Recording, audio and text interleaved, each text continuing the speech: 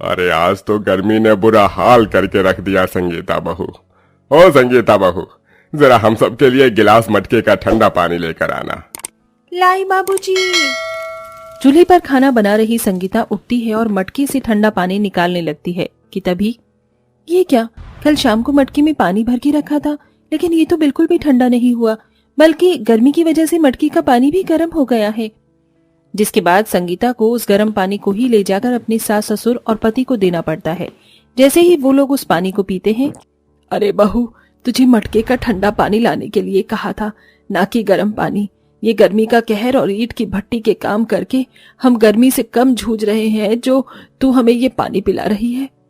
क्या करूं माँ जी, मैं तो मटके में पानी ठंडा होने के लिए ही रख कर आई थी, लेकिन सारा का सारा पानी गर्मी की वजह से गर्म हो गया।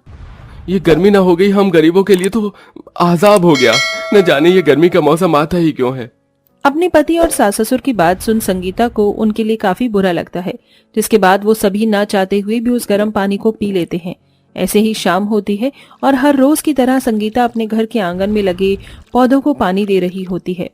संगीता के आंगन में ढेर सारे पौधे, घास थी। संगीता सबको पानी दे ही रही होती है कि तभी वो देखती है, ये क्या, इतनी गर्मी हो रही है, लेकिन फिर भी ये सारी घास और इसकी मिट्टी इतनी ठंडी है। अरे हाँ, जब मैं छोटी थी तो मेरी टीचर ने कहा था कि जमीन के अंदर की मिट्टी हमेशा ठंडी ही रहती है। अगर मैं इनकी मदद से पानी को ठंडा रख पाई तो मेरे परिवार वाले भी इस गर्मी में ठंडा पानी पी सकते हैं। संगीता आंगन से ढेर सारी मिट्टी उठाती है और फिर उसे अच्छे से गिलाकर मटके के चारों तरफ उस मिट्टी को लीप देती है। साथ ही साथ उसके ऊपर ढेर सारी घास लगाकर बाहर से पानी की छींटे मारकर अंदर पानी भर देती है और सिर्फ कुछ ही घंटे में मटके का पानी बिल्कुल फ्रिज के पानी जितना ठंडा हो जाता है।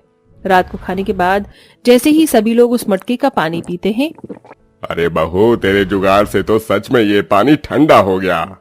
अपने परिवार वालों को इतना खुश देख संगीता भी बहुत खुश होती है और ऐसे ही कुछ दिन गुजर जाते हैं। संगीता और सुमित्रा मिलकर एक दिन आंगन में कपड़े धो रही होती हैं। बहू, जरा जाकर हैंडपंप से एक बाल्टी पानी लेकर आना, कपड़े खंगालने हैं।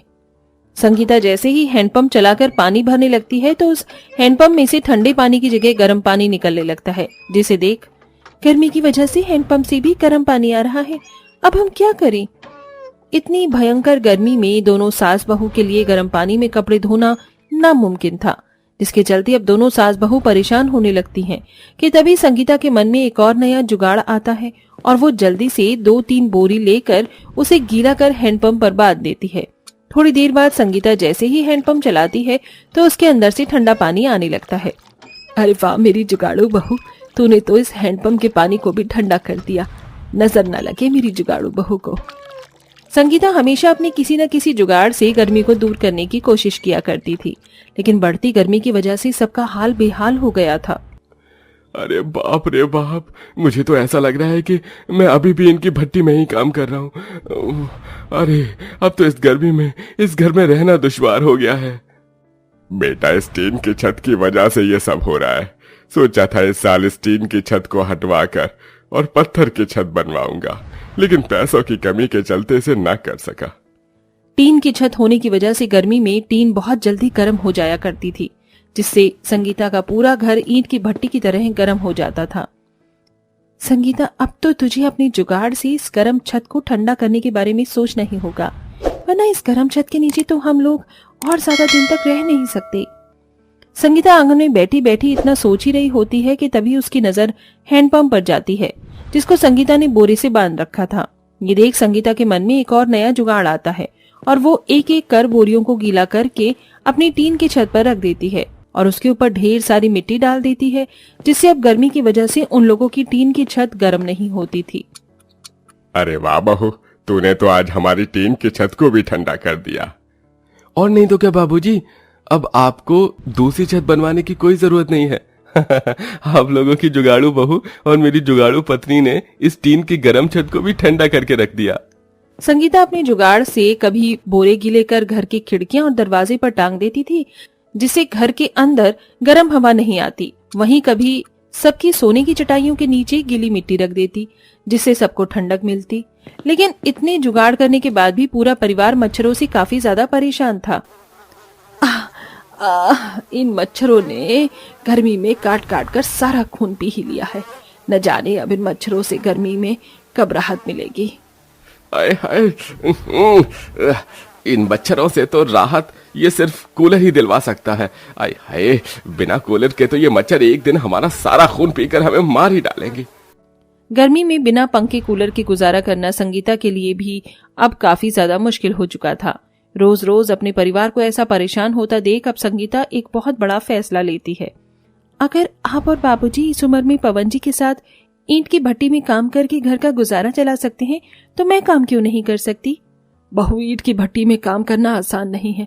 तुझे पता है वहां कितनी गर्मी होती है।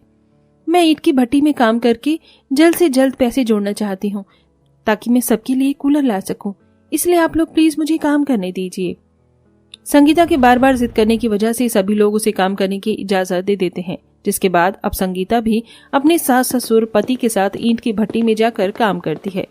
ईंट की भट्टी की गर्मी की वजह से कभी संगीता का हाथ जल जाता तो कभी उसके हाथ पैरों पर छाले पड़ जाते हैं, लेकिन संगीता मेहनत करना नहीं छोड़ती। 1 महीने काम करने के बावजूद भी संगीता 500 रुपए ही जमा कर पाई थी, जिसका उसे बहुत दुख था। एक दिन संगीता और रोज की तरह ईंट की भट्टी में काम कर रही होती है कि तभी उसकी नजर सामने चल रहे कंस्ट्रक्शन साइट पर जाती है। ईंट की दीवार पर पानी मारने से ये काफी ठंडी रहती होगी ना। पुराने जमाने में लोग ईंट और कच्ची मिट्टी के घरों में रहते थे, इसीलिए उन्हें गर्मी नहीं लगती थी। 1 मिनट, अरे ये चीज मैंने पहले क्यों नहीं सोची। संगीता के मन में ईंट की दीवार को देखकर जुगाड़ आता है, जिसके बारे में वो सबको बताती है। संगीता, तुम क्या कह रही हो? भला ऐसे कैसे हो सकता है? क्यों नहीं हो सकता? ईंट की 4 दीवारें बनकर तैयार कर सकती हैं, तो इनका कूलर क्यों नहीं। हम घर में ईंट की 4 दीवारें बनाएंगे और उसी बीच में से काट कर उसके अंदर एक मोटर फिक्स कर देंगे, जिससे हमारा ईंट का कूलर पूरा बनकर तैयार हो जाएगा।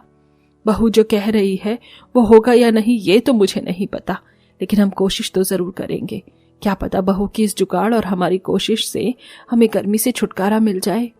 सुमित्रा और संगीता की बात सुन पवन और रघु इस बात के लिए मान जाते हैं, जिसके बाद अब संगीता सबके साथ मिलकर ईंट की मदद से कूलर के आकार का ढांचा तैयार करती है और उसके अंदर मोटर लगाकर उसके चारों तरफ गीली मिट्टी और घास एक कपड़े की मदद से बांध देती है और उस पर पानी छिड़क देती है, जिससे जैसे ही अब वो लोग प्लग लगाकर बटन चालू करते हैं तो उस ईंट के कूलर के अंदर से बिल्कुल ठंडी ठंडी हवा आती है। बहू, इस ईंट के कूलर के अंदर से तो बिल्कुल असली कूलर की ठंडी ठंडी हवा आ रही है। हाँ माँ जी, और हमें तो इसके अंदर पानी भरने की भी जरूरत नहीं है। हम बस इसकी दीवारों को गीला कर देंगे और ये ठंडी हवा देंगी। आज तो सच में मेरी जुगाड़ू बहू ने कमाल कर दिया। मेरी तो भगवान से यही प्रार्थना है कि हर जन्म में मुझे तेरी जैसी जुगाड़ू बहू मिले। संगीता के ससुराल वाले उसके इस जुगाड़पंती के लिए काफी ज्यादा तारीफ करते हैं। इसी के साथ अब जब भी कोई संगीता के घर पर आता तो उसका बना हुआ जुगाड़ का ईंट का कूलर देखकर हैरान रह जाता। संगीता बहू, तेरा ईंट का कूलर तो सच में काफी ज्यादा बढ़िया है। हम लोग भी तुम्हारी तरह ही गरीब परिवार से हैं। अगर तुम हमारे लिए भी ऐसे ही ईंट का कूलर बनाओगी तो ज्यादा नहीं, लेकिन मैं तुम्हें थोड़े पैसे तो दे ही दूंगी। क्या तुम मेरे परिवार के लिए भी ईंट का कूलर बनाओगी? हाँ काकी, क्यों नहीं, मैं जरूर बनाऊंगी आपके परिवार के लिए अपनी जुगाड़ से ईंट का कूलर। आस पड़ोस में रह रहे लोगों को जैसे ही संगीता के जुगाड़ से बनाए हुए ईंट के कूलर के बारे में पता चलता है तो वो भी संगीता से अपने घर में ईंट का कूलर बनवा देते हैं, जिससे उन्हें गर्मी से राहत मिलती है। वहीं संगीता की भी अच्छी खासी कमाई हो जाती है और ऐसे ही अपने जुगाड़पन से संगीता अपने ससुराल वालों के साथ हंसी खुशी रहती है।